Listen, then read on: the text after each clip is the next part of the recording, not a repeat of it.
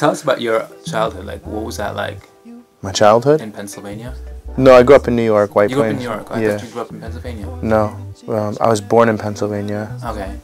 And you grew up in New York? Yeah. And how do you make that transition from, I guess, normal kid in the suburbs to music and what is now, you know, matisyahu, as it were? The transition was like about 29 years of, 24 hours a day. A little harder. So you always wanted this? I always wanted to do music, yeah. What were your friends like? Because, I mean, friends have a huge influence. Were there blacks, whites, Jews? I mean, was that hard because it was a different Well, I went to public friends? school in White Plains. It's a pretty mixed school, pretty mixed culturally, racially, economically. It's a real, in the whole span from, upper class, lower class, upper income, lower income, black, white, Spanish, everything, there. So my friends are mostly white kids, but, there was, a few, some Jewish kids, some black kids, some Asian kids.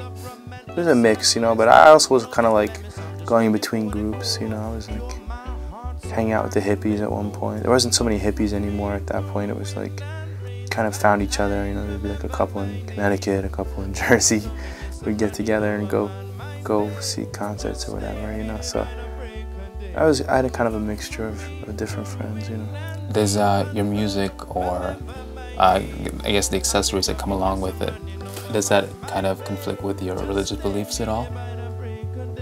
Well, no, not really. I mean, it puts me in a little bit more circumstances that could be, a little more shady or more difficult to navigate through than, say, someone who was religious who is an accountant, although maybe not.